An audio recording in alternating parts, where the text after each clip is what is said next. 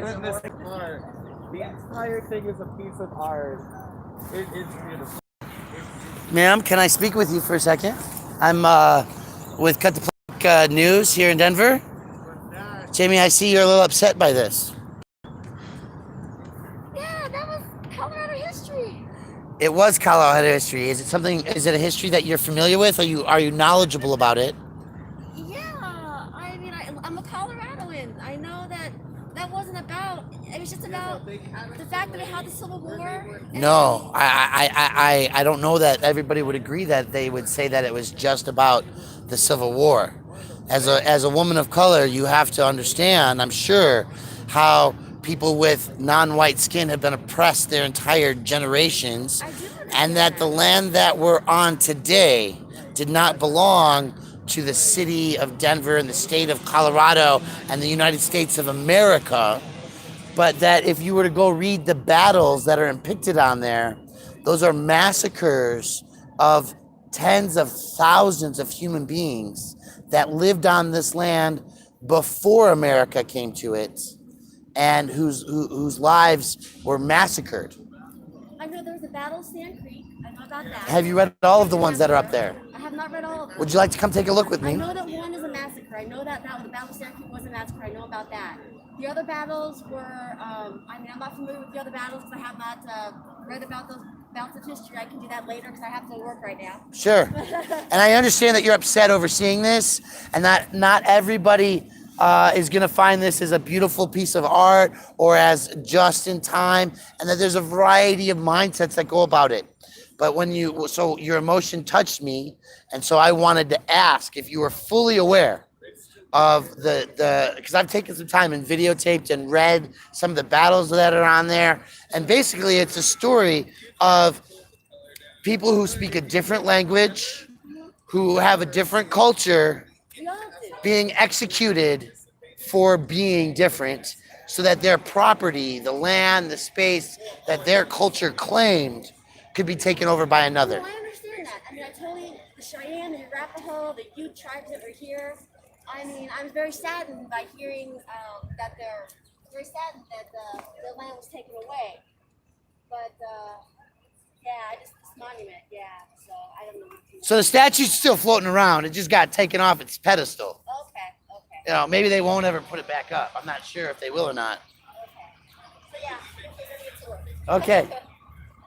How about you guys? Your thoughts? I mean, I'll talk to you off record. Well, I'm live, so. Okay, probably not. A lot of different opinions, you know? A lot of people say that this is a history of people who died. And we have their names here.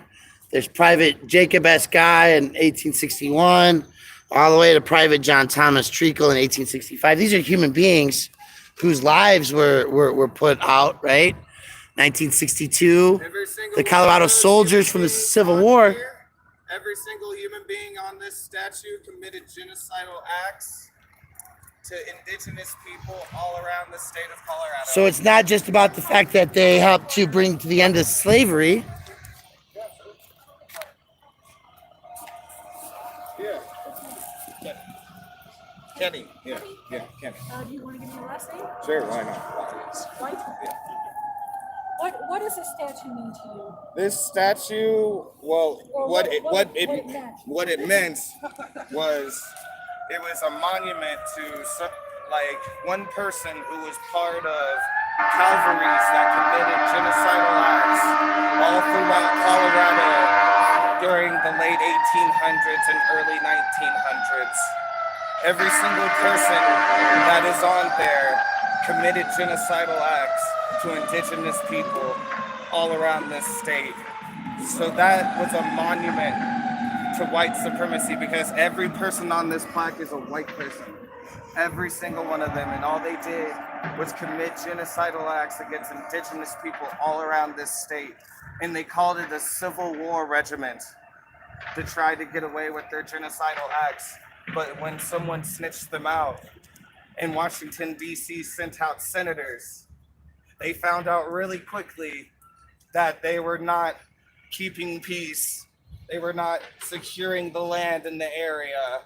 They were just committing genocidal act after genocidal act after genocidal act. And then when they returned from the Sand Creek Massacre, they celebrated hanging already dead Native brothers and sisters, hanging them, mutilating their bodies, doing some of the most heinous things I've ever heard of in my life. When they would take the people would call it the pussy of a indigenous woman, and they would carve it out of her and wear it as a hat.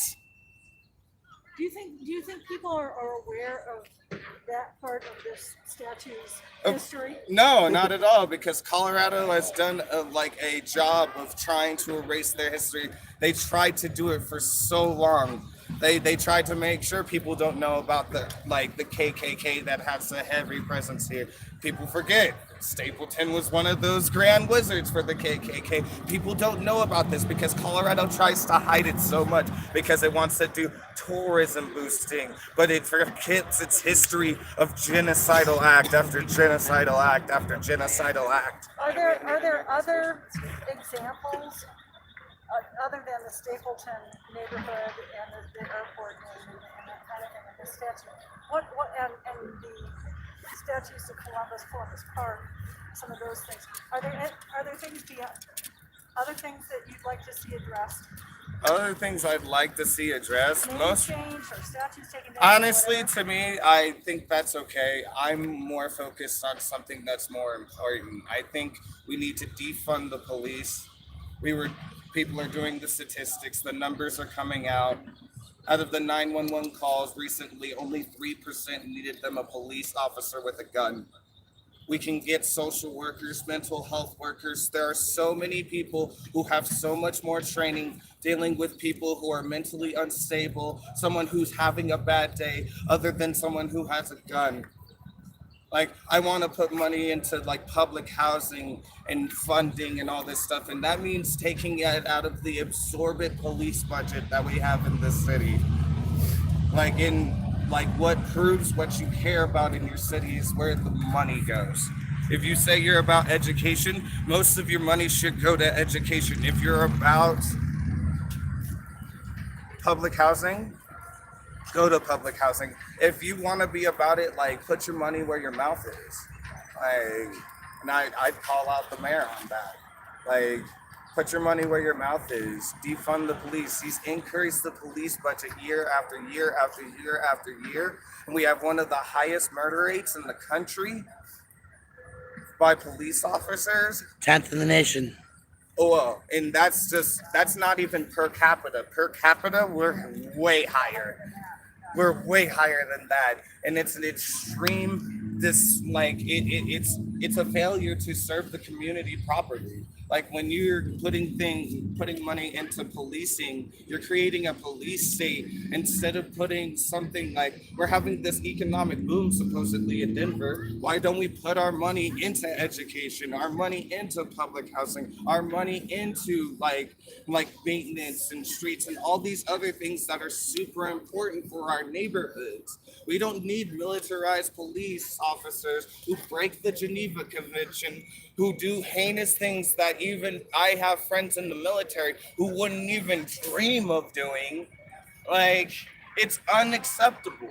Like, when you prove what you care about when you're funding the wrong things.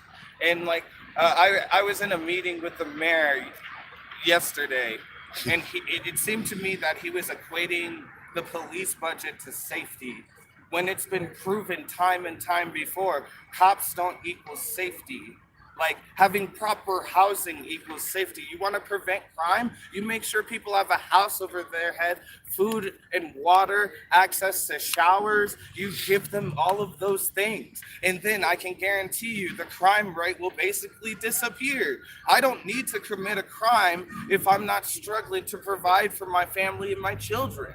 Like, if I can make sure that I can afford rent in my neighborhood. Like, there's so many things that can be done and haven't been done over the years, and we're starting to see it come to a head.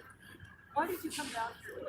I came down here today because I wanted to see that statue on the ground, and luckily I got here right before I got here. I was able to stomp on his face and spit on his head, and to me, I think that is important because I have a lot of indigenous brothers and sisters who are my friends, and I know they would do the same fucking thing and even more if they could have been here and known what was going on. Like, I don't know who did it, but I want to thank them because they got rid of a genocidal maniac that is on the state capital of our, like, this is supposed to represent our entire state. And they had a genocidal maniac as like one of the main things you see. Getting rid of that just is getting one little piece of taint that affects our entire city. There's a lot more evil shit we got to deal with, but you know, I like if we start defunding the police, putting money into actual programs that need it, like I believe this city will be awesome. Like it's a beautiful place. Like we have to keep it that way. And we don't need police officers to do that. We need housing, education, food, water. You know, once people have an easy standard of living, like when you don't have rent going up year after year after year after year, like it makes it easier to survive, and then you are less likely to commit crime. Like all the statistics say that. So, like when he equates cops to safety, I would challenge him and say that that's a lie. Thank you, Kenny. Thank you so much for talking to me. Thank you. Yeah. And I'm Brian. I'm one of the media relations people with Occupy Denver. Oh, hi, Brian. Hi, pleasure to meet you. I'll give you an elbow. Sorry, Kenny. We'll get out of your water bottle there. And I really want to highlight, if I can, give you some extra things that you might want to consider. Brian, what's your last name? Brian Loma. Spell it for me, please. Loma. And you're with Occupy Denver? Yes. Okay, what do you want to tell me? So, you know, Kenny was talking about the mayor, meeting with the mayor yesterday, right? Yeah. And the systemic issues that are going on. We have to remember that City Council presented a 2020 budget that included toilets and trash maintenance at homeless encampments. Such as what we're seeing out here. So, such as what we're seeing out here, right? Yeah. And so I was having a conversation just last night about how we wouldn't have had a dumpster on fire outside or inside of Lincoln Park during the first few days of protests, except that the trash was so bad they had to haul a dumpster in because they weren't doing daily, regular service cleanups. Right? And that's the kind of city that Denver has been building and Mayor Hancock has been developing. If you go to City Hall right now, you'll see the concrete outside the stairwell and the flower gardens and stuff. There were working water fountains when that place was built. Yeah. The pipelines have degraded and it's too expensive to come in there and reline all that. So there's between City Hall and the Colorado State Capitol, there is not one place where a human being can be a first consumer, because Coloradans are the first consumers of the water, right? We're the source of it. And so when we think about the fact that we can't get water, we can't get free bathrooms, right? The Tammy Dorr and the Downtown Denver Partnership have transitioned so many things that the parks are not Skyline Park is not only because of Corona right now, right? But it used to be a safe space where women could use the bathroom outside the Federal Reserve at night until they made it illegal.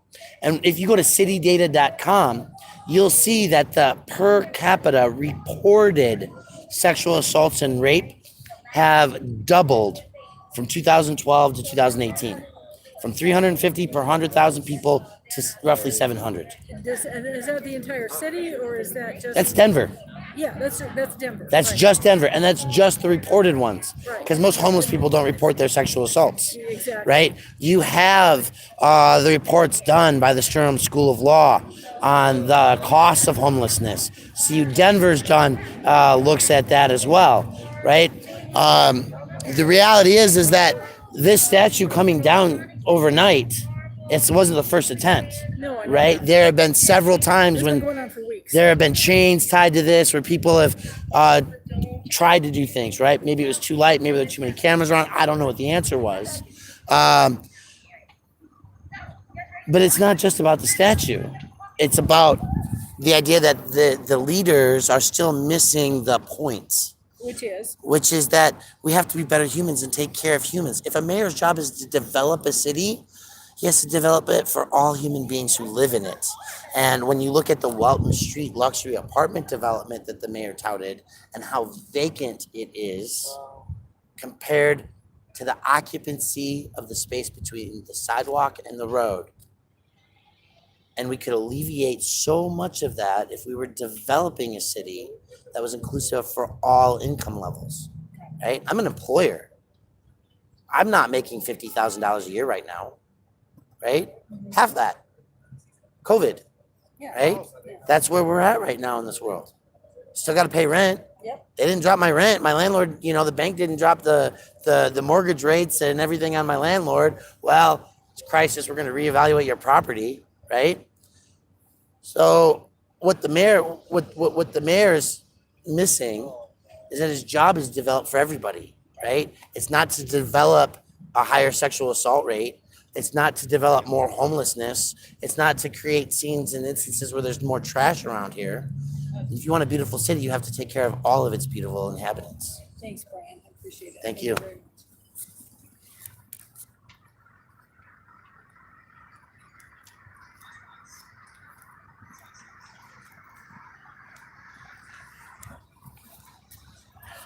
And I don't know if you're aware of this or not, CO politics, but there hasn't been a homeless week in almost 2 weeks. Because every time the city, I thought it'd been longer than that. well, no, but the problem with that is that allegedly the city isn't cleaning up the trash either. Oh, that's pretty obvious. So even though the people are cleaning up after themselves, the The waste city is isn't, the city isn't picking it up. exactly. Have a great day. Thank you. This looks like the spot where the head fell. I'm going to imagine that is exactly where the head fell. Oh, I bet you're right. Because that is an indentation of soil. That's at least that big. So yeah, I'm going to say that's where the head fell. 5 inches. Yeah.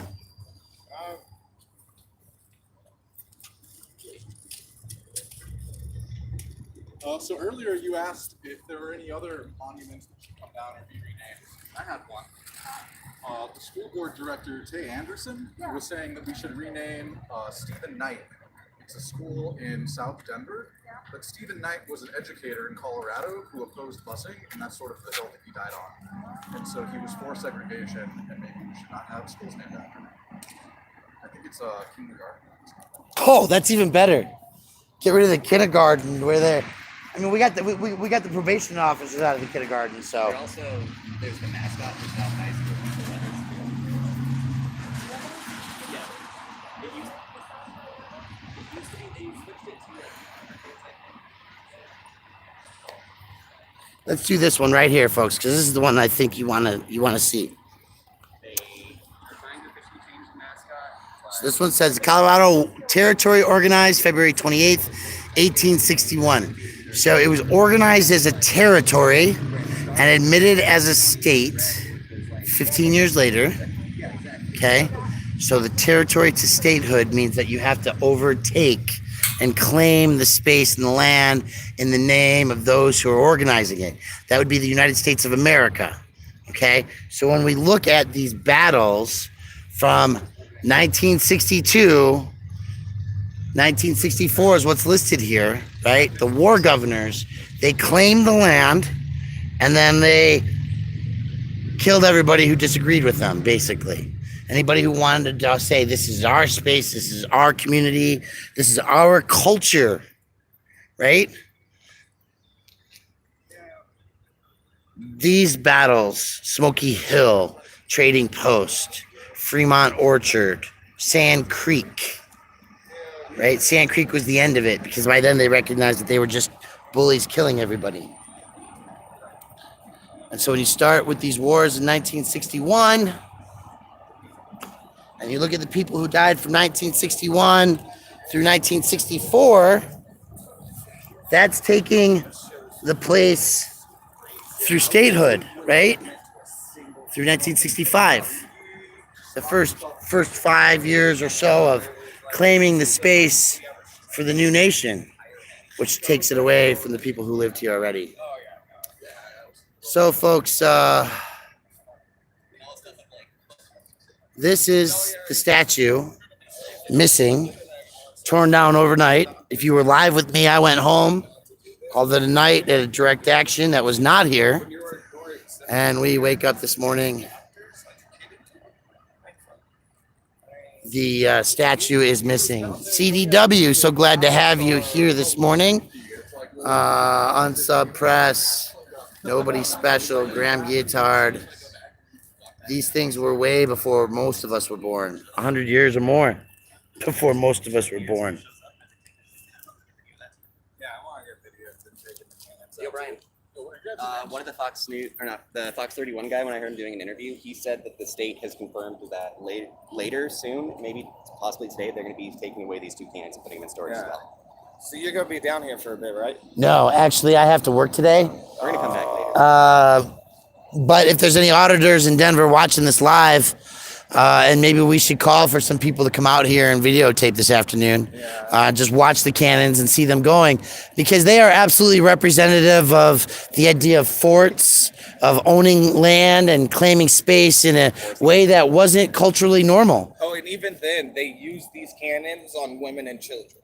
Ha! These cannons in particular were some of the ones they used during the Sand Creek Massacre, when they would bombard women and children indiscriminately. Fucking ridiculous. Like, what are they defending against? Like, this is the Confederates weapon never of a came here. genocidal maniac. Well, you're hearing it, folks. These stories have been told over and over, night after night, because there's direct action every day. They haven't stopped. And see, this is why they want to get it out, because the paint's going and the wood's, you know, they're going to destroy these pieces next, is what they're afraid of. Tear them apart. So, thanks for the heads up. Appreciate you guys. So, keep an eye out for that.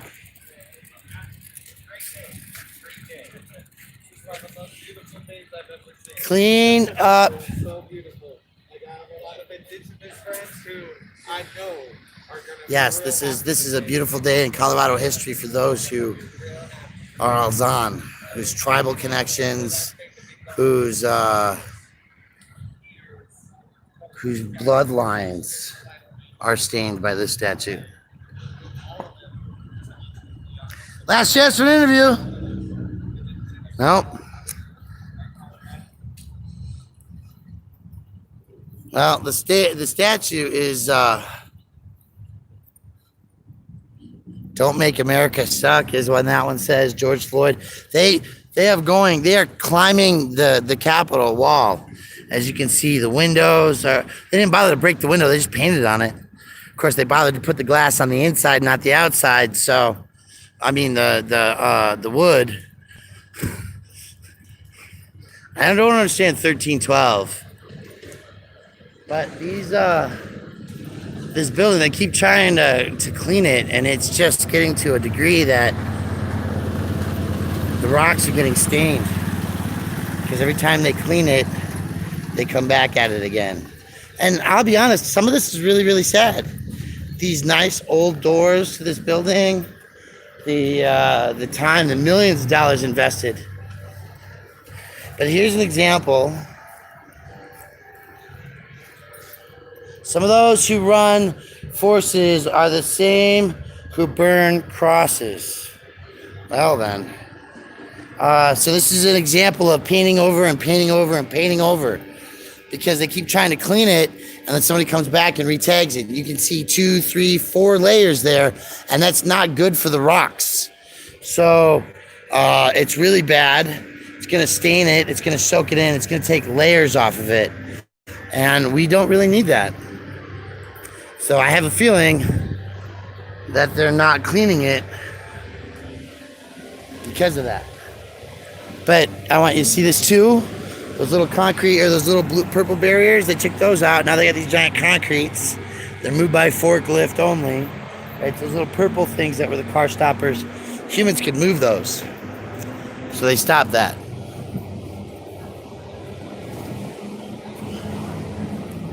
So, anyway, that's the scene at the Capitol.